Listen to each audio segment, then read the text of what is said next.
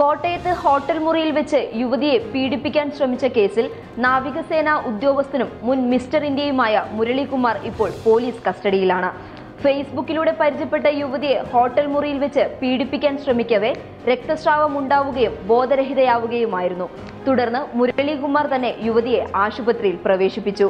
അവിടെ നിന്നാണ് പീഡന വിവരം പുറത്തുവന്നത്. എന്നാൽ ഇപ്പോൾ അതൊന്നുമല്ല. മുരളീകുമാറിന്റെ ജീവിത ശൈലിയെക്കുറിച്ചാണ് പലർക്കും ചർച്ച. ശരീര സൗന്ദര്യം കാത്തുസൂക്ഷിക്കുന്നതിൽ കണിശതയുള്ള ആളാണ് മുരളീകുമാർ. അങ്ങനെ തന്നെയാണ് മിസ്റ്റർ ഇന്ത്യ ആയതും. മിസ്റ്റർ ഏഷ്യ ശരീര സൗന്ദര്യ മത്സരത്തിൽ ഇന്ത്യയെ പ്രതിനിധീകരിച്ചിട്ടുമുണ്ട് മുരളീകുമാർ. ദിവസവും 6 മണിക്കൂറാണത്രേ മുരളീകുമാർ ജിമ്മിൽ ചെലവഴിക്കുന്നത്. മിസ്റ്റർ ഇന്ത്യ ആയ കാലത്തുള്ള കാര്യമല്ല പറയുന്നത്. ഇപ്പോഴത്തെയും അദ്ദേഹത്തിന്റെ വ്യായാമ രീതി അങ്ങനെ തന്നെയാണത്രേ. ഒരു ദിവസം 2.5 കിലോ കോഴിയിറച്ചിയാണ് ഇയാൾ കഴിക്കാറുള്ളത്. കൂടാതെ 50 കോഴിമുട്ടയുടെ വെള്ളയും.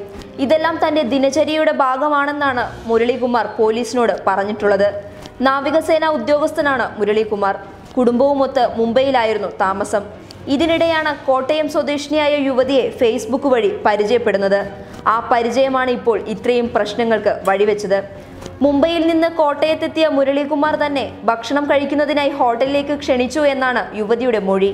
6 മാസത്തോളം പരിചയമുണ്ടായിരുന്നതിനാൽ മറ്റ് സംശയങ്ങളൊന്നും ഉണ്ടായിരുന്നില്ല എന്നും അവർ പോലീസിനോട് പറഞ്ഞിട്ടുണ്ട്. എന്നാൽ ഹോട്ടൽ മുറിയിൽ വെച്ച് മുരളീകുമാർ പീഡിപ്പിക്കാൻ ശ്രമിച്ചു എന്നാണ് പരാതി. കടുത്ത രക്തസ്രാവം ഉണ്ടായതോടെ യുവതി ബോധരഹിതയാവുകയും ചെയ്തു. തുടർന്ന് മുരളീകുമാർ തന്നെയാണ് അടുത്തുള്ള സ്വകാര്യ ആശുപത്രിയിലേക്ക് യുവതിയെ എത്തിച്ചതും. ആശുപത്രിയിലെത്തി പ്രാഥമിക ചികിത്സ ലഭിച്ചതോടെ യുവതിക്ക് ബോധം വന്നു. തുടർന്നാണ് പീഡനശ്രമത്തെക്കുറിച്ച് പറഞ്ഞത്. പിന്നീട് പോലീസ് എത്തി കേസെടുക്കുകയും ചെയ്തു.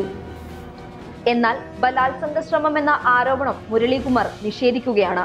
പരസ്പര സമ്മതത്തോടെയുള്ള ലൈംഗിക ബന്ധത്തിലായിരുന്നു തങ്ങൾ ഏർപ്പെട്ടിരുന്നത് എന്നാണ് ഇയാളുടെ വാദം.